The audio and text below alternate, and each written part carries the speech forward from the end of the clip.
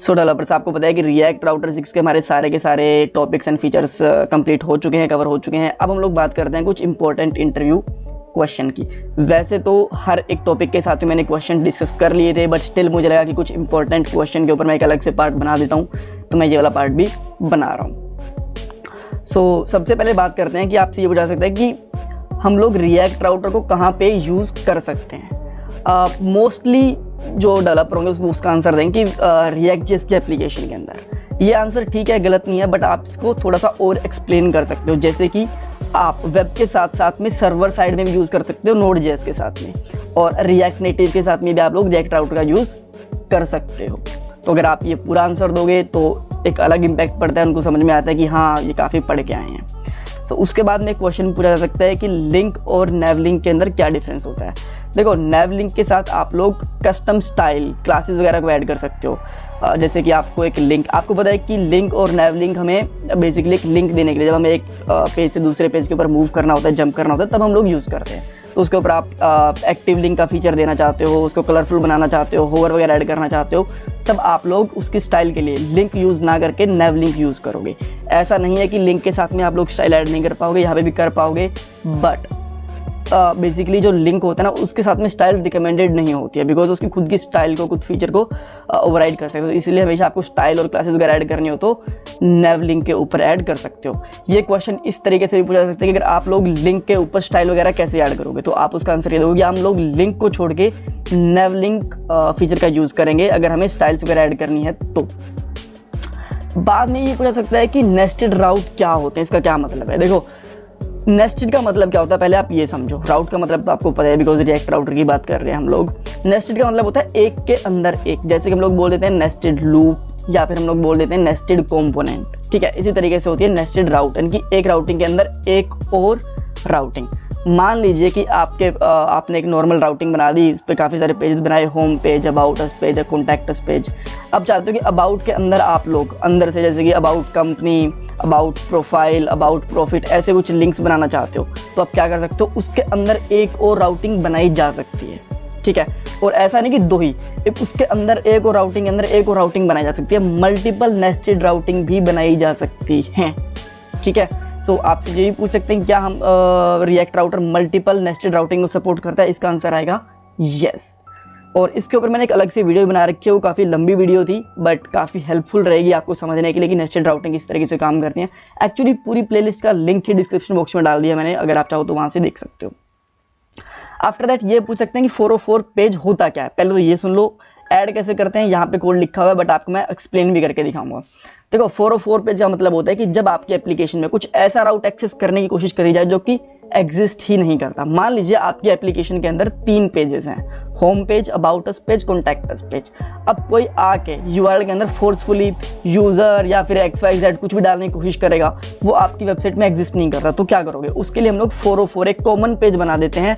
जब भी कोई ऐसे राउट एक्सेस करने की कोशिश करता है, पेज एक्सेस करने की कोशिश करता है जो है ही नहीं, तो हम लोग एक कॉमन पेज बना देते हैं, उसको बोलते हैं 404 पेज। इसको 404 क्यों बोलते हैं, बस ऐसे ही शॉर्ट फॉर्म बनाने के लिए। आप चाहो तो इसको 404 भी बोल सकते हो या फिर पेज नोट फाउंड भी बोल सकते हो, कोई प्रॉब्लम नहीं होती है।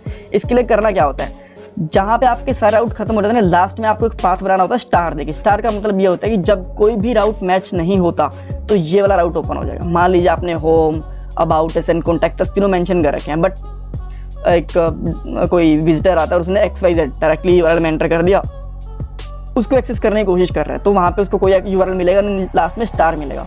और स्टार में जो भी आपने कोई पेज ऐड कर रखा होगा या फिर आपने कुछ भी टेक्स्ट ऐड कर रखा होगा वो उसको दिख जाएगा। ये होता है हमारा 404 पेज। आफ्टर दैट कुछ इंपॉर्टेंट हुक्स के नाम पूछे जा सकते हैं, इनकी डेफिनेशन भी पूछी जा सकती है। मैं बता दूँ इनकी डेफिनेशन आने वाले पार्ट के अंदर, यहाँ पे मैंने इनकी डेफिनेशन भी डिस्कस करी है।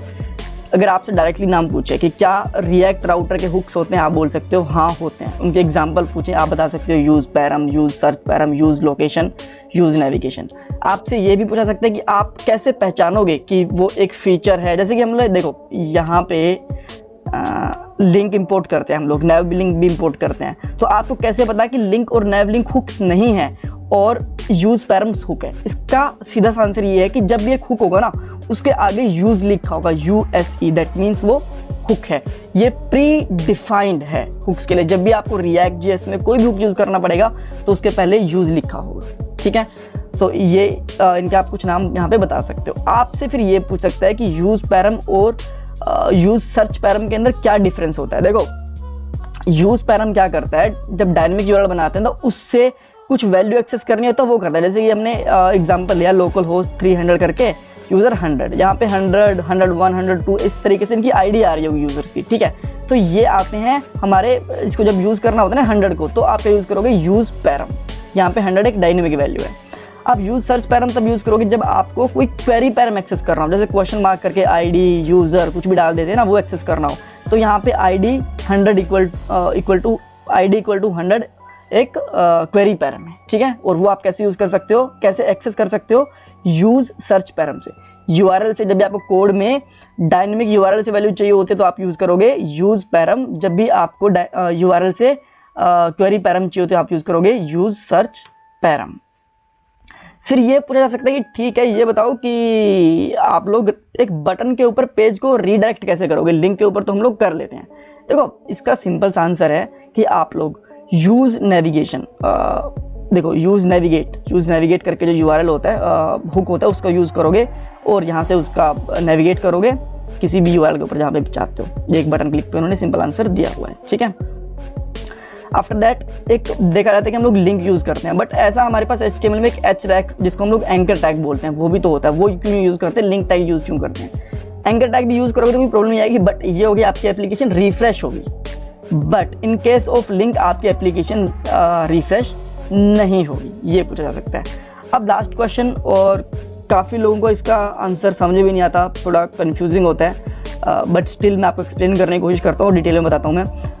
हैश राउटिंग और ब्राउज़र राउटिंग में क्या डिफरेंस होता है। देखो आपने देखा होगा कि जब हम लोग राउटिंग यूज़ करते हैं ना, ब्राउज़र राउट एज राउटर करके एक रैपर बना देते हैं, उसी तरीके से हम लोग हैश राउट भी यूज़ कर सकते हैं। तो इन दोनों में फ़र्क क्या है, मोस्टली आपको बता देता हूँ। जब हमें कोई भी अलग से फीचर नहीं चाहिए होता, बस नॉर्मल राउटिंग चाहिए होता है, तो हम लोग यूज़ करते हैं ब्राउज़र राउटिंग। हैश राउटिंग के अंदर क्या होता है, जब आपको अपने यूआरएल सर्वर से हटाने हो, जब भी आपकी ए पे हिट होती है ना, तो उसके अंदर से मान लीजिए कोई ऐसे सर्वर पे आप हिट करना चाहते हो जिससे आप अपने यूआरएल्स को हाइड करना चाहते हो, तब आप लोग हैश राउटिंग का यूज़ कर सकते हो। एग्जाम्पल देख लो, ब्राउज़र राउटिंग का होता है लोकल होस्ट :300 लास्ट में स्लैश करके अबाउट या फिर कुछ भी आ सकता है, अबाउट यूज़र कॉन्टैक्ट होम कुछ भी आ सकता है। हैश राउटिंग के अंदर क्या होगा, 3000 के बाद में हैश लगा होगा, ये वाला साइन होता है ना आईडी वाला, इसको आईडी का साइन भी बोलते हैं, इसको हैश भी बोलते हैं। उसके बाद में अबाउट ABC यूज़र जो भी आता है, ये as a hash router count होता है। सो ये कुछ इंपॉर्टेंट क्वेश्चन थे। अगर आपको लग रहा है कि आपके पास कुछ क्वेश्चन है रिएक्ट राउटर के और आपको उसका आंसर नहीं पता, आप मेरे से पूछना चाहते हो तो पूछ सकते हो।